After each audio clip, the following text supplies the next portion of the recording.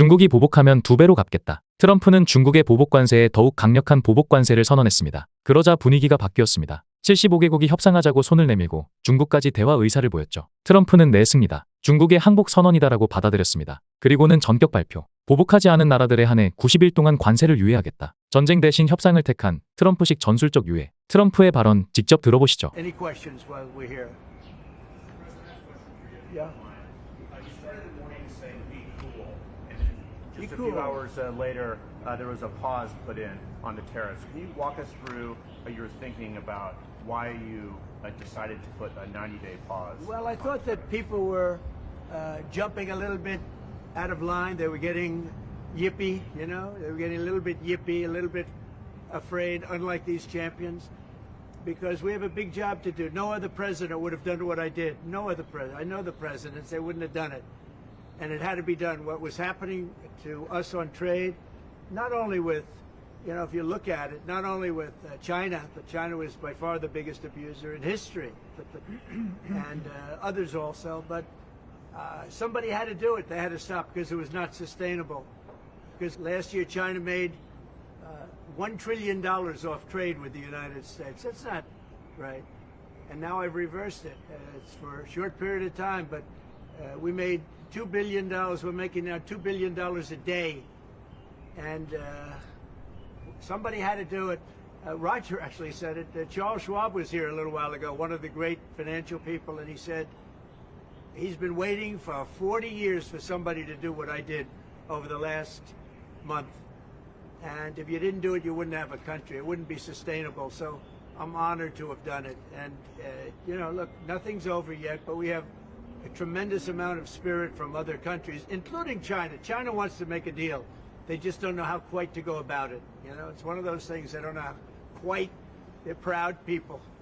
And President Xi's a proud man. I know him very well. And they don't know quite how to go about it, but they'll figure it out. They're in the process of figuring it out, but they want to make a deal.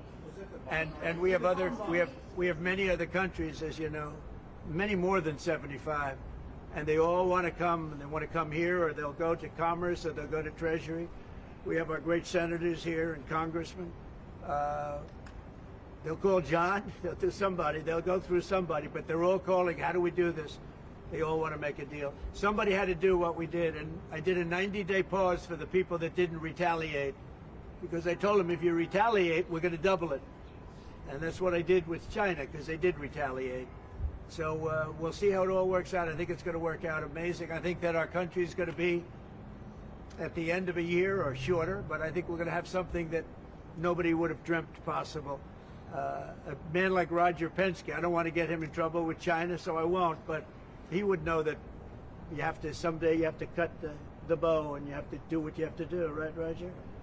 And that's what I did, and I'm very happy to have done it. Mr. President, the Prime Minister of Greece just told Breitbart's Matt Boyle that he thinks absolutely the European Union and the United States could work out a trade deal that's win-win and, quote, mutually beneficial to both sides. What do you think about the Prime Minister's comments, and do you think a deal could be struck with the European Union? First of all, I know him. He's a good man, and I appreciate his comments. Yeah, a deal could be made with every one of them. A deal's going to be made with China.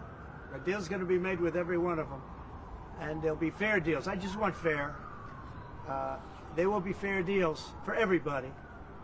But they weren't fair to the United States. They were sucking us dry, and you can't do that. You know, we have $36 trillion of debt for a reason. We don't have a debt for fun. They have it for a reason. And people took advantage of our country, and they ripped us off for decades. I've been thinking about this for decades. If you ever saw me on television, I was young like these guys. And those are good old days, I'll tell you, Roger. But I was like these guys, young, and I was talking about it. Nothing changed, and nothing was done about it. Then I did it. In my first term, I did it, and did it well. We took in hundreds of billions of dollars from China and others. And I started the process, but then we had to fix up from the COVID mess caused by China.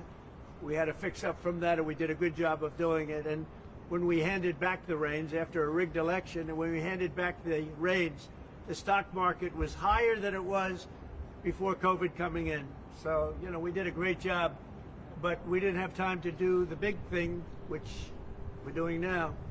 And it's it's like a patient is sick. You have to do surgery. Patient is very, very sick, and Joe Biden handed us over a country that was in very serious trouble, economically and in every other way. They let China run away with things. They let other countries run away with things.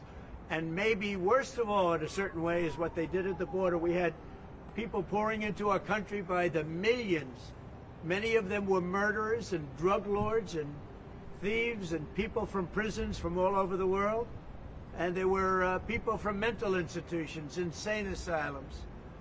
They were taking their mentally insane and they were dumping them into our country. And I'll tell you, Tom Homan and Kristi Noem are doing a fantastic job in removing them. And now the courts, the Supreme Court just gave us numerous good rulings where we have to be able to get them out. You had other judges trying to take over the system.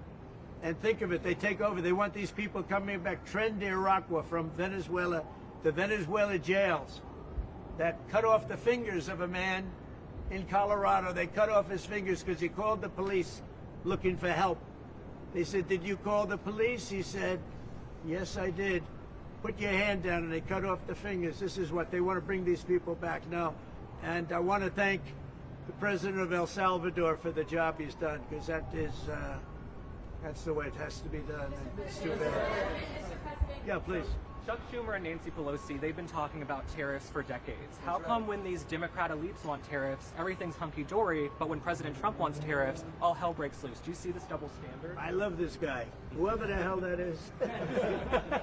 That's really nice. I appreciate that question. No, Chuck Schumer, Nancy Pelosi, everybody knew you had to do it, but they never had the guts to do it. It does take guts. It even takes guts for our country to go through it. That's why I say be cool. They were saying about, see, just be cool. It's going to work out. It's going to work out, and it's working out. I can tell you, working out maybe faster than I thought. But I said it's going to take a little conditioning. It's a transition to. It's really, I think it's a transition to greatness. It's going to be greatness. Our country is going to be. There'll be nothing like it, and people investing in our country, they're going to do better than they've ever done before. We have more car manufacturers, Roger, coming into our country now. Speaking of cars. We've never seen anything like it. And they're coming in because of the election, but they're coming in because of the tariffs, because they don't want to pay 25 or 50 or whatever it may be. They don't want to pay that. They can't pay that. We had 3 cancellations in Mexico, building a plant. They're all coming into the United States. Canada, they're coming in. From China, they're coming in from everywhere. And that's just cars. We have chip makers coming. We're the biggest chip maker in the world from Taiwan, coming in, spending $3 billion to build plants, and mostly a big plant. This is a hell of a plant when you spend the kind of money there. That they're going to go $200 to $300 billion, not million. You know, you'd say million would be the right number. It's not. $200 to $300 billion. Think of that. $300 billion. If you look at Apple. Apple is going to spend $500 billion building a plant. They wouldn't be doing that if I didn't do this. They'd just keep building them in China. And that's unsustainable. It's not a pleasant thing to do, but I appreciate the question. And, you know, interestingly, Chuck Schumer and Nancy Pelosi, Crazy Nancy, they've wanted to do this for years, but they never had a president that had the guts to do it, because it does take guts, believe me. Was it the bond markets that persuaded you to reverse course? I was watching the bond market. The bond market is very tricky. I was watching it, but if you look at it now, it's beautiful. The bond market right now is beautiful. But yeah, I saw last night where people were getting a little queasy. I think everything had. Well, the big move wasn't what I did today. The big move was what I did on Liberation Day. We had Liberation Day in America. We're liberated from all of the horrible deals that were made, all of the horrible trade deals that were made. And I was helped by people just like this, senator, congressman, and friends, right? And we had great help in the Senate. Republican senators have been amazing. They stood tall. And likewise in the House. And John Thune has done an amazing job. Barrasso has done an amazing job. I mean, I can't think of a senator, really. We had tremendous support. We got a bill passed the other day with almost unanimous support in the Senate, and I think we're going to get that in the House too. And I have to tell you that Mike Johnson is a great speaker. He's done a fantastic job. We had a majority of 1, now we have a majority of 7. And you don't realize how big 7 is until you have a majority of 1. 7 sounds like so much, but we're doing well. But Mike Johnson and John Thune have done a really great job. Mr. President, was there anyone who influenced your decision? Did you speak with anyone, Jamie Dimon? Did you speak with anyone? Well, I watched Jamie Dimon on Maria Bartiromo's show this morning, and he was very good. He said that actually made the statement to effect that something had to be done with the tariffs and trade. He said that. He said, look, at some point, but he said something has to be done with tariffs and trade. He understood it. He's very smart and very genius financially. He's done a fantastic job at the bank. And he knows that. Everybody knows that. Anybody that's even a little bit smart knows it. It wasn't sustainable what was happening. Somebody had to pull the trigger. I was willing to pull the trigger. This should have been done long ago.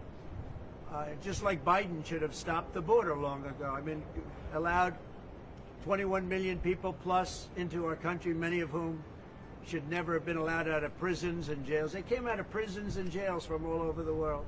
And now we're getting them out, bringing them back to their countries. But it's should have never been done.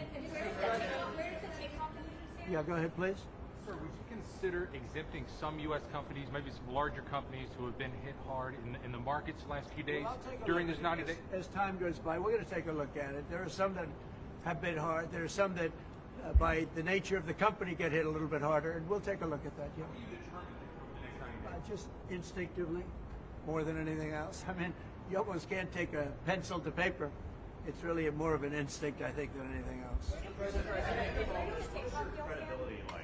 Because you said that these tariffs would go into effect on Monday. You said no pause. And today there is a pause. So how can people believe your words today? It's not a question of that. You have to have flexibility.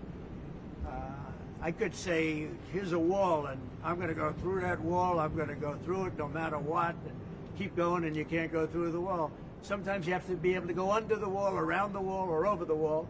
These guys know that better than anybody, right? You got to go around them sometimes. You're not going to go through them. So I consider, I think in financial markets, because they change. Look how much it changed today. We went from, pretty moderate today, but over the last few days it looked pretty glum, to, I guess they say it was the biggest day in financial history. That's a pretty big change.